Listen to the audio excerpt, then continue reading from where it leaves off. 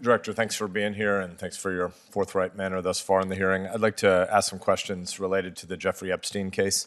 Epstein obviously was a wealthy financier who ran a global sex trafficking ring that preyed on scores and scores of young women, and he and his cronies committed some of the most repugnant crimes imaginable against these young women, and yet he was allowed to die in the Bureau's custody despite being a known suicide risk.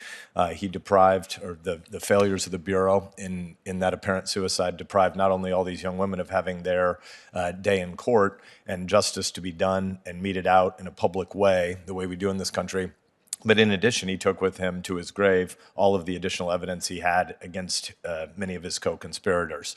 And so I'd like to ask, can you think of any case that approaches the Epstein case in terms of a crisis of public trust for the BOP? Is there any case that rivals it? No, Senator, I can't think of one. So we're agreed. Thank you for that answer.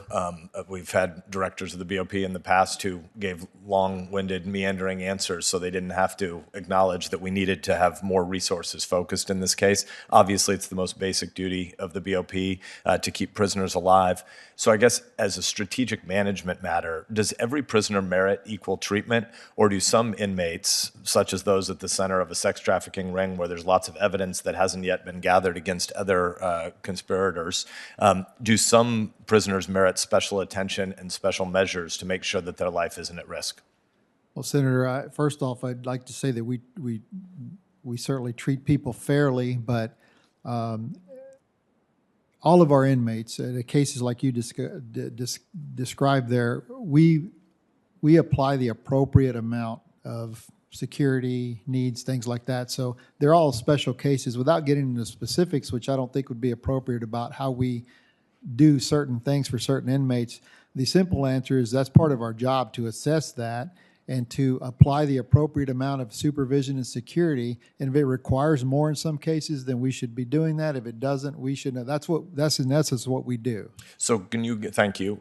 Can you give us a top line on what went wrong in this case? I recognize that we have two guards who are about to go to trial in the case, so I understand that there's an ongoing investigation, but we're also over a year into this investigation, and past directors of the Bureau haven't given this committee any adequate answers. I mean, just bureaucratic nonsense. We're well over a year into the investigation. So what can you tell us about what went wrong? Well, Senator, you're probably not going to like my answer, but it's a statement, it's a fact that I can't discuss it because it's still under investigation. I had my deputy director call the Office of Inspector General last week or so ago to get the status of the investigation. We were told that the investigation is on hold until which time the trial that is set for June, as you mentioned, takes place. I don't control the investigation. That is up to Inspector General Horowitz. You'd have to discuss it with him. So it'd be inappropriate for me to talk about anything regarding that other than what I've said already. I understand that there will be things that could be used in court about the prosecution of the two guards that can't be discussed here. I don't understand why you wouldn't be able to explain to us what we know about the security footage. What particularly is missing, and how did that happen? These guards aren't being investigated for anything related to their destruction of evidence, as far as I'm aware.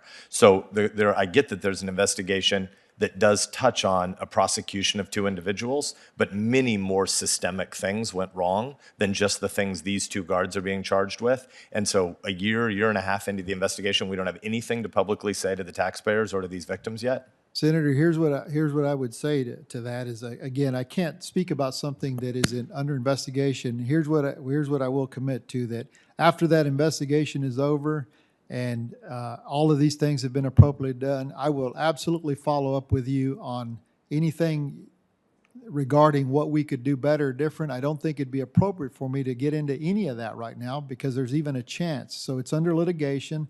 I've been advised not to speak about it, but not because I don't want to, because it's not appropriate right now.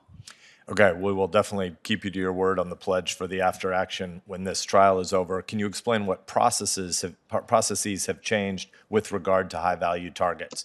there are things you've surely learned that we would want to be implementing to make sure that other high-value targets, obviously every human life is equal in dignity in the eyes of God, but for the purposes of investigation of co-conspirators, we care more about keeping certain prisoners alive because they're necessary to be evidence and testimony in other cases. What processes have we changed to make sure other high-value targets are not able to commit suicide in a situation like this?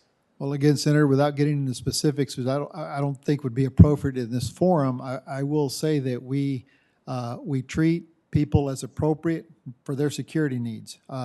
First of all, whether or not someone's valuable to a case or whatever is irrelevant to us. That's someone's job to do. We treat everyone's life of value. We're going to apply the appropriate security. So again, it's something that I don't think is appropriate to speak about now, but I certainly will follow up with you at which point I can and have that discussion with you. I've given you credit for being forthright up to this point, but I don't think the answer you just gave aligns with where you started. I think you acknowledged at the beginning that certain prisoners are more important for the purposes of public trust and for other public investigations and other prosecutions that are happening.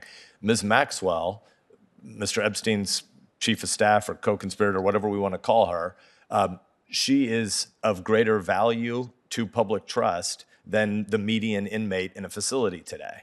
So are you telling me that there's nothing additional that's being done to make sure that she can't commit suicide relative to just the median prisoner in any of your facilities?